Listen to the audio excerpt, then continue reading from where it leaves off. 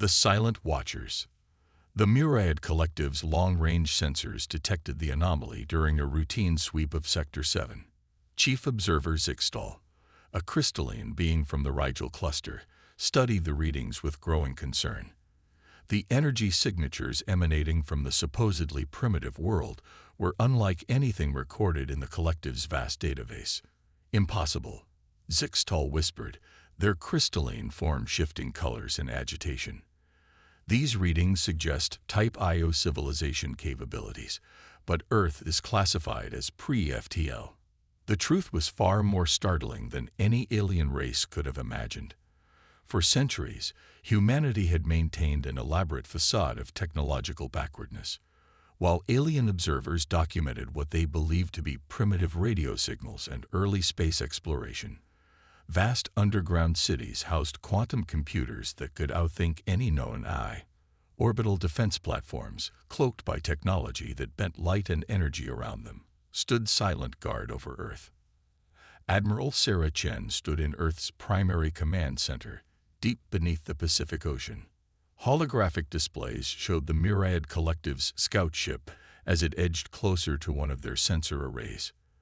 "They're getting bolder," she remarked to her second-in-command, Colonel Victor Okoy.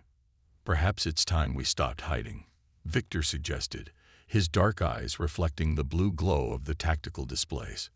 "The Collective's expansion is threatening our outer colonies now."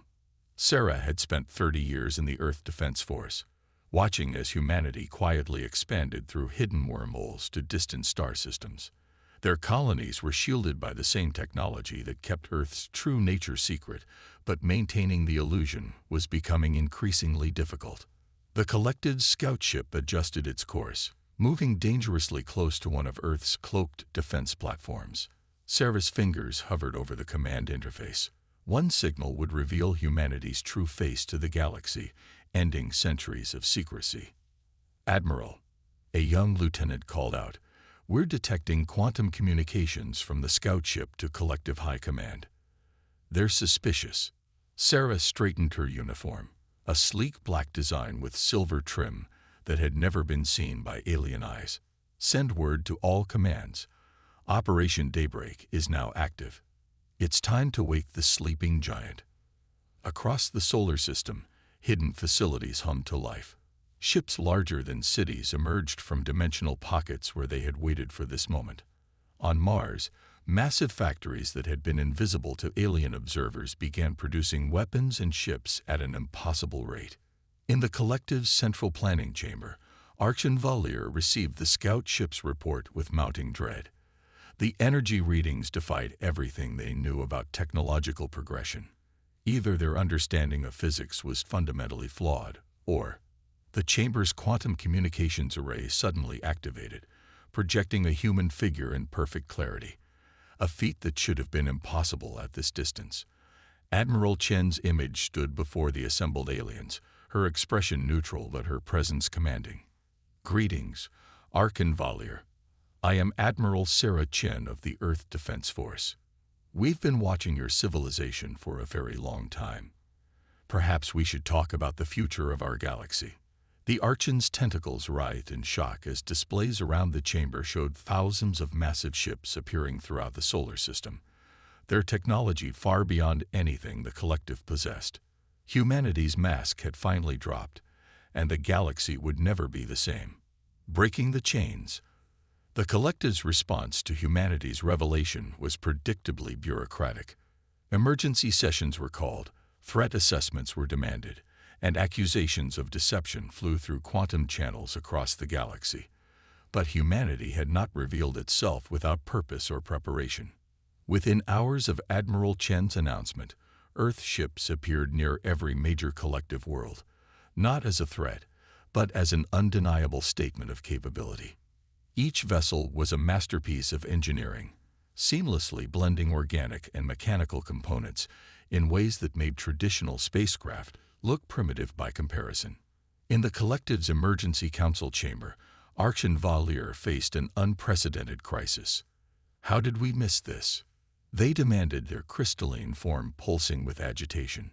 "An entire civilization, advanced beyond our comprehension, hidden in plain sight. Dr. Elena Santos, Earth's newly appointed ambassador, stood calmly before the council. Her augmented eyes, capable of seeing across multiple spectrums simultaneously, studied each council member's reaction. "You missed us," she explained, "because you wanted to miss us. Your civilization's greatest weakness is its arrogance, the belief that technological progress must follow your predetermined path." The chamber erupted in protests, but Elena continued undeterred. "While you watched our primitive rockets and satellite launches, we were mastering dimensional engineering. While you monitored our radio signals, we were developing quantum consciousness translation. We chose to stay hidden not out of fear, but because we needed to understand the galaxy we would one day join." In orbit above New Shanghai, one of Earth's 7 major arcologies, Colonel Victor Okoy commanded the flagship Humanity's Dawn. The massive vessel, 12 kilometers long and powered by a contained quantum singularity, represented just a fraction of Earth's true military capability. "Sir," his tactical officer reported, "we're detecting multiple collective warships entering the Epsilon Eridani system. They're approaching our colony." Victor smiled slightly. The collective was testing their resolve. As expected, "Launch the Guardian Swarm," he ordered. Thousands of autonomous drones, each with the processing power of a small civilization, emerged from dimensional storage. Within seconds, they had surrounded the collective fleet. "Open a channel," Victor commanded. The collective commander's image appeared, showing a being of pure energy contained within a mechanical shell. Before the alien could speak, Victor delivered his message. "Your ships are now within our defense grid. We mean you no harm, but we will not allow threats to our people. Choose your next actions carefully." The demonstration had the desired effect. The collective fleet retreated, but the message was clear. Humanity would not be intimidated or controlled. Meanwhile, on Earth's moon, Sarah Chen supervised the unveiling of humanity's greatest achievement. The Nexus, a massive structure built inside the moon itself, was a quantum computing array capable of simulating entire universes. It had guided humanity's development for centuries, calculating the perfect moment for their revelation to the galaxy. "Begin the next phase," she ordered. The Nexus hummed to life, sending quantum signals across the galaxy. In every major system, hidden human facilities activated. Earth had not just been watching. They had been preparing. The galaxy was about to learn that humanity's advancement went far beyond military power. Their understanding of consciousness, reality, and the fundamental forces of the universe would reshape civilization itself. The chains of ignorance and limitation were breaking, and nothing would ever be the same. The price of arrogance. The collective's response to humanity's emergence was not uniform. While the central authority demanded containment and control, several member species saw an opportunity. The Arxians, a species of silicon-based intelligences, were the first to break ranks and establish direct diplomatic relations with Earth. Admiral Sarah Chen stood in the orbital diplomatic center above Mars, watching as the Arxian ambassador's ship docked. The vessel was beautiful in its own way, a crystalline structure that seemed to grow rather than be built. But it was primitive compared to the human ships that escorted it. "They're taking a significant risk," Elena Santos observed, standing beside Sarah. "The collective doesn't forgive betrayal easily." "Then we'll have to ensure they don't regret their choice," Sarah replied. The diplomatic center's quantum fields adjusted automatically, creating an environment perfectly suited to silicon-based life. Ambassador Kextal emerged from their ship, their crystalline form refracting light in patterns that express both awe and determination. But not everyone was interested in peaceful dialogue. The Hegemony, a militant faction within the collective, saw humanity's emergence as an existential threat. Their response would force humanity to demonstrate just how far they had advanced. Deep in the Hegemony's territory, a massive fleet assembled. 10,000 ships, representing the combined military might of multiple species, prepared to launch a preemptive strike against Earth's colonies. They believed that humanity's technological advantage could be overwhelmed by sheer numbers. They were wrong. Colonel Victor Okoye received the warning from the Nexus seconds before the Hegemony fleet launched. The quantum AI had calculated their response with perfect precision, gaming out millions of possible scenarios in microseconds. "All ships, execute Protocol Omega," Victor commanded. Across human space, dimensional gates opened. The Hegemony fleet found itself facing not ships, but something far more terrifying: weaponized physics itself. Humanity had long since moved beyond conventional warfare. The defense platforms surrounding their worlds didn't fire weapons. They altered reality. Space itself twisted, time dilated, and fundamental forces redistributed themselves according to human calculations. The Hegemony fleet didn't even have time to fire a single shot. 9,000 ships simply ceased to exist, their matter and energy redistributed harmlessly across space. The remaining 1,000 found themselves trapped in a temporal bubble, experiencing years in seconds.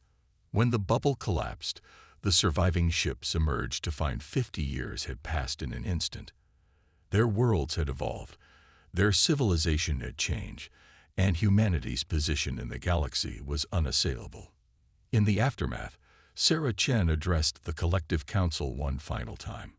"We did not want this demonstration," she declared, her image appearing simultaneously in every council chamber across the galaxy. "But you forced our hand. Humanity spent centuries advancing in secret because we saw how you treated emerging civilizations. We wanted to ensure that when we finally revealed ourselves, no power in the galaxy could force us to conform to their limitations." The message was clear: humanity would not be controlled, contained, or coerced. They had transcended traditional definitions of civilization, and now offered the galaxy a choice: evolve together or stagnate alone. Guardians of the weak. In the decades following the Hegemony's failed attack, humanity's role in the galaxy underwent a dramatic transformation. What began as a demonstration of power evolved into something far more significant: a fundamental restructuring of galactic society. Dr. Elena Santos, now serving as Earth's Supreme Ambassador, stood before the newly formed Galactic Assembly. Unlike the old Collective Council, this body represented all spacefaring species, regardless of their technological level. The chamber itself was a testament to human engineering, a quantum space where representatives could attend in person, as holograms, or as pure consciousness, all experiencing the proceedings with equal clarity. "We remember being alone," Elena began, her voice carrying to each representative in their native language. "We remember looking up at the stars, wondering if anyone else was out there. When we discovered we weren't alone, we also discovered that the galaxy's powerful viewed the weak as resources to be exploited. We chose a different path. Across the galaxy, human ships appeared above worlds that had been deemed too primitive for contact. Not to conquer or exploit, but to protect. The quantum shields they deployed would ensure these civilizations could develop without interference, just as humanity had done. On one such world, Colonel Victor Okoye, now Fleet Admiral, watched as indigenous people celebrated their first successful fusion reaction. "They did it decades faster than we predicted," he noted to his AI companion, an autonomous consciousness that had evolved from the Nexus. "Having hope does that," the AI replied. "Knowing they're not alone, that they have guardians watching over them, it changes everything." But humanity's protection extended beyond developing worlds. When the collective's former elite attempted to maintain their economic dominance through controlled scarcity, humanity revealed another secret: molecular reconstruction technology that could create anything from base matter. "Scarcity is a choice," Sarah Chen declared to the assembly. "One we reject." The technology was shared freely with any civilization that proved they would use it responsibly. Poverty, hunger, and resource wars began to disappear across the galaxy. The Arctians, who had first trusted in humanity's good intentions, became their closest allies. Together, they developed ways to transfer consciousness between organic and silicon forms, breaking down the final barriers between different types of life. But humanity's greatest gift to the galaxy was perspective. They showed that advancement didn't have to follow a predetermined path, that cooperation could coexist with competition, and that power brought responsibility.